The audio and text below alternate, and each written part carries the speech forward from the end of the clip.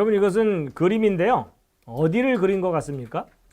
통곡의 벽을 그리긴 했는데 그림에서 뭔가 빠진 듯한 느낌이 드는 그림처럼 보이지 않으세요? 오늘날 좀 눈에 익은 예루살렘의 모습이 아닌 뭐가 빠진 것 같으세요? 예, 이 황금돔. 그게 없죠? 이게 일부러 그렇게 그린 거거든요. 여러분 그 예루살렘 혹시 가보신 분들은 이제 아실 수 있는데 예루살렘 가면 그 유대인들 구역이 있고 그 아랍 사람들 구역이 있고 좀 구역이 나눠져 있죠. 그래서 호텔도요. 유대인들이 운영하는 호텔이 있고 아랍 사람들이 운영하는 호텔도 있고 그렇거든요. 근데 유대인들이 운영하는 호텔에 들어가면 대개 방마다 예루살렘 그림이 이렇게 붙여져 있어요. 근데 그들은 절대로 그 황금돔이 있죠. 그걸 절대로 그림에 안 넣어요. 유대인들이 볼 때는 그 미운 물건이거든요. 그렇죠? 성전이 있던 자리에 이슬람 사원이 있는 거니까. 그래서 일부러 의도적으로 그걸 뺀 그림들을 붙여놔요. 그들의 염원이 담겨 있는 거죠. 그렇죠? 예. 자, 6장을 들어가도록 하겠습니다. 6장은 그 유명한 사자굴 이야기. 어려서부터 교회를 다니면 귀에 못이 박히도록 수없이 많이 듣게 되는. 그래서 사자굴 사건을 모르면 간첩인. 예. 그런데 여러분 보통 이 사자굴 사건도 그 3장의 그 풀무불 사건처럼 하나님을 끝까지 신뢰하면 죽음 가운데에서도 구원해 주신다. 이런 교훈적인 메시지로 주로 듣게 되죠. 물론 그 교훈이 당연히 있어요. 근데 여러분이 사자굴 사건은요. 놀랍게도 예언이거든요. 그 예언 중에서는 무슨 예언이냐면 예수님의 십자가 사건을 자세하게 예언한 거예요. 여러분 사자굴 사건이 예수님의 십자가 사건을 예언한 것일 거라는 생각 해본 적 없으시죠? 꿈에도. 그렇죠? 예. 근데 싱크로율 100%예요.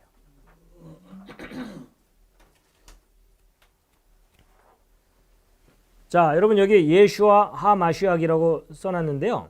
예슈아는 제가 아까 설명을 드렸고 하마슈악이 뭘까요? 이 마슈악이 메시아입니다. 요 앞에 하는 정관사 더예요. 더. 예. 예. 그러니까 이거를 우리말로 요즘 우리가 쉽게 듣는 말로 표현하면 예수 그리스도. 그리스도라는 말과 메시아라는 말이 같은 뜻의 말이죠. 하나는 히브리어고 하나는 그리스어고. 예.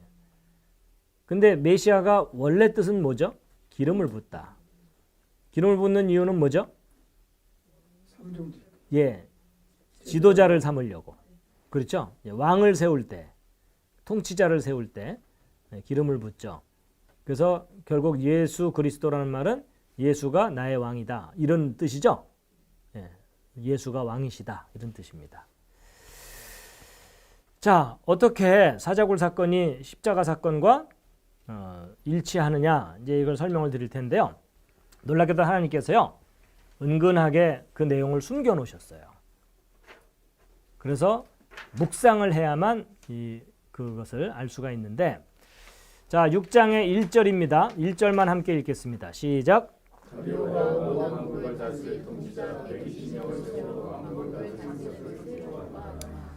예, 저 다리오가 어떤 다리오인지를 알아야 되거든요.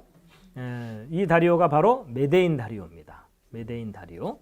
여러분 벨사살이 죽었을 때 바벨론을 대리 통치했던. 근데 저 메데인 다리오가 왕비가 누구였죠? 에스더. 아니요. 에스더 전에 와스디라는 왕비를 폐위를 시켰죠. 이제 그 이유가 뭐냐면 이런 겁니다. 여러분 메데인 다리오가 바벨론까지도 통치하게 됐죠. 벨사살 죽고 나서. 맞죠? 여러분 그 메대가 여기거든요. 바벨론은 여기 평야지대고. 근데 메대가 바벨론까지 통합해서 통치하게 된 거죠. 그러고 났더니 이집트로 갈 수 있는 길이 열린 거죠. 연합군이 형성되고. 맞죠? 그래갖고 이 메데인 다리오가 바벨론까지 다스리게 되고 나서는요.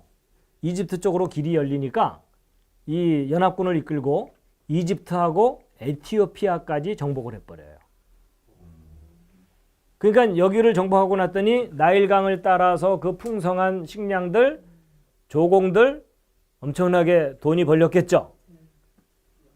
그러니까는 너무 기뻐갖고 6개월 동안 파티를 연 거예요. 그게 에스더서에 나오는 그 파티예요. 그러니까 이제 너무 흥겨우니까 이제 왕비의 미모를 자랑하려고 나오라고 한 거죠. 그랬더니 왕비가 아마도 고향의 어떤 풍습 때문에 그랬는지 모르지만 거절을 했죠. 그랬더니 이제 걱정을 한 거죠. 응? 왕비가 저러면 온 나라의 여자들이 다 남편 말을 무시할 거다. 본보기를 보여야 된다. 이러는 바람에 왕비를 폐위를 시켜버렸죠. 그렇죠? 그래갖고 이제 폐위를 시키고 난 다음에 그리고 나서 이제 느부갓네살 왕이 회복되고 나서 메데인 다리오는 메대로 돌아왔겠죠. 그러고 나서 그 이후에 이제 다시 에스더를 왕비로 맞은 거예요. 바로 그 다리오입니다. 근데 그 다리오가 바벨론을 통치하기 시작할 그 해에 사자굴 사건이 있었던 거예요. 근데 이 다리오는 메대 사람이잖아요. 바벨론의 내부 사정을 속속들이 모르잖아요. 그러니까 자기가 직접 통치할 수 없으니까 누군가 대리 통치자를 세워야 되는데 다니엘을 선택한 거죠. 그렇죠? 그래서 총리 셋을 두었는데 첫째가 다니엘이 했다는 얘기는 수석 총리로 삼았다는 뜻이겠죠. 바로 이제 그런 겁니다. 그래서 근데 이 다리오를요, 이 페르시아인 다리오라고 주장하는 사람들도 있거든요. 근데 페르시아인 다리오일 수가 없어요. 왜냐하면 이 페르시아인 다리오는요, 고레스가 왕이 됐을 때쯤 출생을 했거든요. 그러면 페르시아인 다리오가 왕이 됐을 때는 30세쯤 됐을 때거든요. 근데 여러분 이 다리오는 이 벨사살 왕 죽임 당하고 바벨론을 통치한 그 다리오예요. 그렇죠? 근데 그때 당시만 해도 62세 가량이었기 때문에 페르시아인 다리오일 수가 없는 거예요. 바로 이제 요 벨사살 죽고 나서 요때의 그 메데인 다리오입니다. 그래서 다니엘은 그때 한 40세쯤 됐을 때 가장 의욕적으로 일할 나이죠. 그리고 또 이제 이 다리오를 또 고레스라고 또 주장하는 사람들도 있거든요. 근데 고레스는 요때 탄생했기 때문에 이 고레스가 바벨론을 점령했을 때의 나이는 38세예요. 그러니까 62세 가량이라는 말하고도 또 안 맞죠? 그러니까 여러분 이 연대기가 제일 중요해요. 가장 객관적인 근거거든요. 그래갖고 이제 어떤 사람들은 고레스가 연대가 안 맞으니까 그 부하장군 고브리아스일 거다라고 주장하는 사람들도 있는데 여러분이 고브리아스는 장군이지 왕이 아니에요. 그렇죠? 근데 여기 다리오라는 것은 왕을 뜻하거든요. 그러니까는 고브리아스일 수가 없습니다. 더군다나 만약에 고레스가 바벨론 점령했을 때라고 한다면 이때 다니엘의 나이는 75세거든요. 은퇴 이후예요. 그러니까 현역에서 일할 수가 없습니다. 다니엘이 은퇴하기 전 벨사살 왕 죽었을 때 이 메데인 다리오가 바로 그 다리오인 거죠. 그런데 이제 보세요. 제가 이제 중요한 요점을 이 노란색 그 박스 안에다가 요점을 이렇게 옆에다 써놓은 겁니다. 왕이 다니엘로 하여금 전국을 다스리게 했죠. 그러니까 모든 권한을 위임했다는 얘기죠. 그런데 다른 지도자들이 싫어했죠. 아주 꼴보기 싫은 엄친아예요. 그렇죠? 그래서 다니엘을 제거하려고 그 흠집을 찾았거든요. 근데 짜증나게도 아무 허물이 없어. 그런데 다니엘을 얽어맬 수 있는 방법을 찾았어요. 그게 뭐냐면 하나님의 율법을 가지고 함정을 파는 일이에요. 그래갖고 이제 왕 앞에 가가지고 오래 사십시오 이런 다음에 우리가 모든 총리와 의논했다 이랬죠. 이게 거짓말이에요. 왜냐하면 다니엘도 그 총리 중에 하나였거든요. 그러니까 다니엘만 왕따시키고 이제 거짓으로 이제 음모를 꾸밉니다. 그리고 앞으로 30일 동안 어떤 신에게도 기도를 하면 죽입시다. 이렇게 된 거예요. 왕 빼고 누구에게든지 기도하면 죽입시다. 여러분 저건요. 저 당시 메데인 다리오로서는요. 땡큐예요. 땡큐. 왜냐하면 자기가 지금 다른 나라를 다스리게 된 상황인데 신하들이 반발하면 얼마나 곤란해요. 그렇죠? 근데 신하들이 자진해서 왕에게만 충성하기로 법을 정하자고 하는 거잖아요. 맞죠? 예, 그러니까 땡큐죠. 그래갖고 왕만 유일하게 경배받는 법으로 이제 다니엘을 얽어매려고 했던 거예요. 그래서 도장까지 찍어갖고 고칠 수 없는 법으로 발표를 해버린 거예요. 근데 다니엘은 그걸 뻔히 알면서도 예루살렘을 향해서 하루 3번씩 기도했죠. 그 기도한 근거가요. 솔로몬의 기도가 근거예요. 솔로몬이 성전 짓고 나서 하나님 우리가 전쟁 나갈 때 예루살렘 성전을 향해서 기도를 하거든. 우리 기도 들어주시옵소서 이랬죠. 그래서 다니엘은 간절하게 회복을 바랬기 때문에 하루에 3번씩 예루살렘을 향해서 우리 민족 회복시켜달라고 기도를 하게 된 거죠. 근데 문제는 기도하는 다니엘을 발견한 거예요. 예. 그래갖고 이제 가서 고발한 거죠. 유다 자손 중에 다니엘이라는 놈이 왕의 명령을 법을 어겼습니다. 근데 이 통치권자인 이 왕은 다니엘을 어느 정도 알고 있었기 때문에 구원하려고 애를 썼죠. 사형권자가. 예.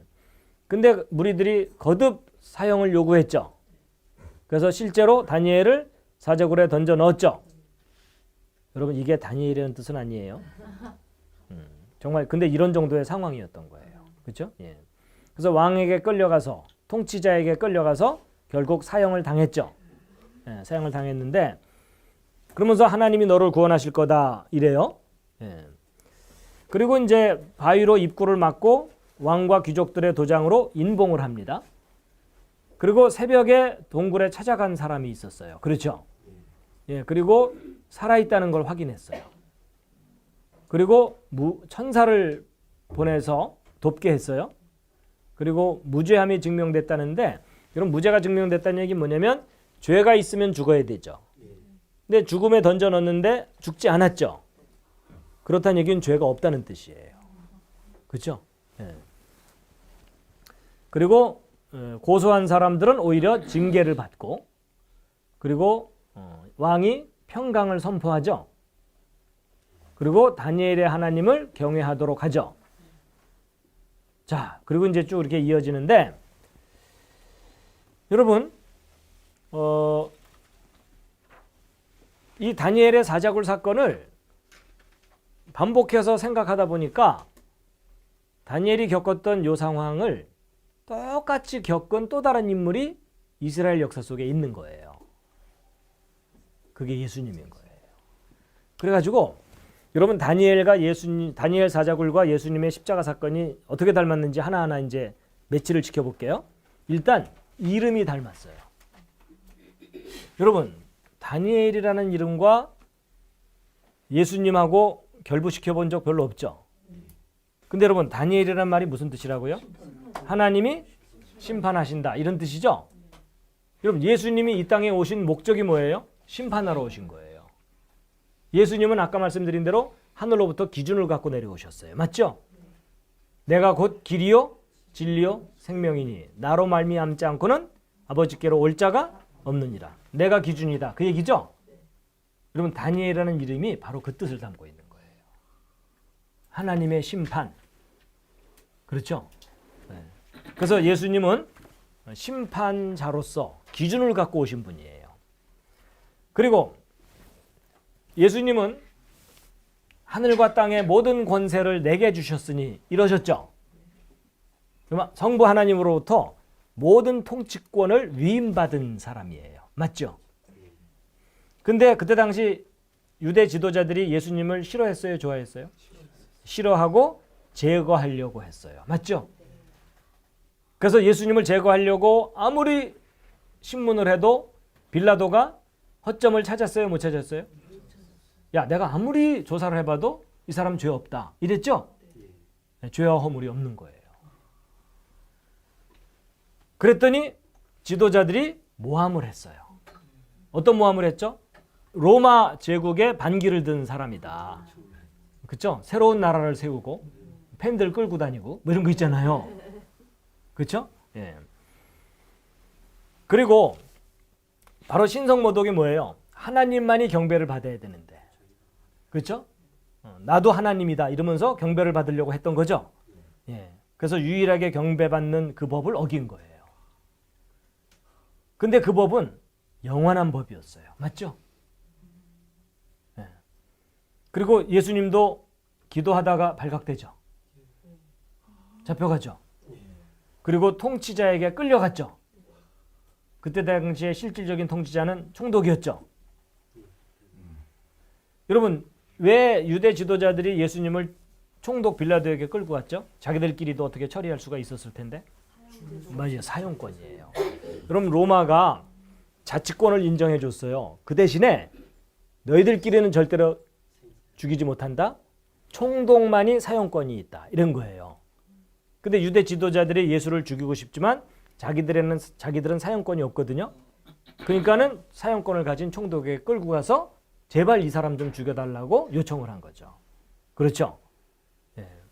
그리고 여러분 다니엘도 유다 자손이지만 예수님도 유다 자손인 거 아시죠? 그렇죠? 예. 왕권이 유다 지파에게 있었잖아요. 그렇죠? 예. 그리고 사형권자가 다니엘을 구원하려고 애썼죠. 총독도 예수님을 살려내려고 애썼죠. 마누라가 밤에 꿈을 꾸는 바람에 저 사람 건드리지 말라 그랬죠. 예. 그래서 사람을 보내서 살리려고 했잖아요. 여러분 놀랍게도 기가 막히게 닮았죠. 자, 그리고 무리들이 거듭 사형을 요구했죠. 십자가에 못 박으라고. 그리고 드디어 예수님이 사형을 당했죠. 그러면서 뭐라 그래요? 네가 하나님이거든 십자가에서 내려와라 이랬죠. 하나님이라면 너를 구원해라 이랬잖아요. 그리고 바위로 굴 입구를 막았죠. 시체 훔쳐갈까 봐. 그리고 귀족들의 도장으로 봉인을 해버렸죠. 새벽에 동굴로 찾아간 사람들이 있었죠. 가서 살아있음이 확인됐죠. 천사가 옆에서 도와줬죠. 그리고 죽지 않았기 때문에 무죄가 증명된 거죠. 그렇죠? 오히려 고소했던 자들은 처벌을 당하죠. 그 피를 우리 후손들에게 돌려라 이랬죠. 그리고 예수님이 부활하신 다음에 제자들을 만날 때마다 평안하라고 했죠. 그렇죠? 이제 다 해결됐으니까 안심하라 그랬죠. 그리고 하나님을 경외해야 한다 그랬는데 오늘 여기 오신 여러분은 하나님을 경외하십니까? 아멘으로 때우지 마시고 증거를 대세요. 여러분 잘 들으세요. 하나님을 경외하는 가장 결정적이고 큰 증거가 예수 그리스도를 인정하는 거예요. 하나님이 하신 일의 가장 핵심을 인정하는 거예요. 하나님을 경외하는 거예요. 그러니까 아무리 뭐 충성을 다해도 예수 그리스도를 인정하지 않잖아요. 하나님을 경외하지 않는 거예요. 그래서 예수 그리스도를 인정하는 것이 하나님을 경외하는 증거예요. 그래서 하나님을 경외하는 증거가 예수님인 것처럼 다니엘의 하나님을 경외하도록 하신 그런 거고. 자, 그다음에 요건 뭘까요? 기타 등등. 여러분 여기 쭉 나열된 내용 이외에 다니엘과 예수님의 닮은 점들이 더 있겠죠? 뭐가 있죠? 둘 다 결혼을 안 했어요. 자손을 남기지 않았어요. 그렇죠?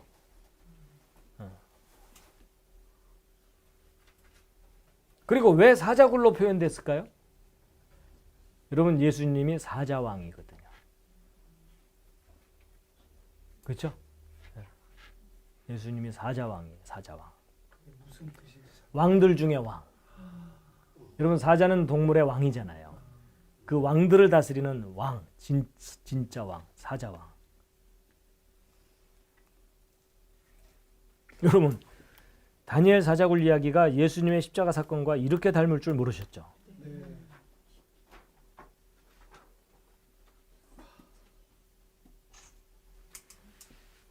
여러분, 다니엘 그 사자굴 사건은 예수님 십자가 사건에 대한 너무나 상세한 예언이에요.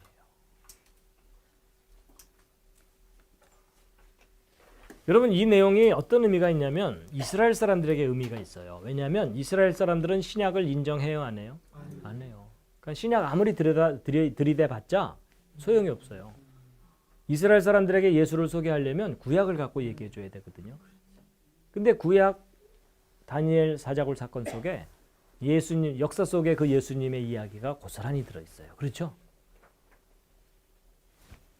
그러니까 이스라엘 사람들에게 전도할 때 아주 중요한 근거가 되는 내용이에요.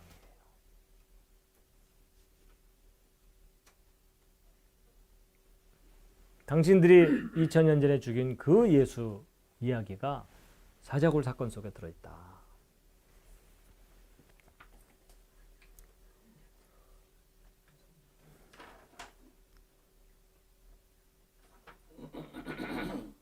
하여튼 교회를 수십 년 다녔어도 사자굴 사건이 예수님 이야기인 것은 정말 생각도 못 하셨을 거예요. 서로 축하해 주세요. 축하합니다. 축하합니다. 그래서 6장이 끝났습니다.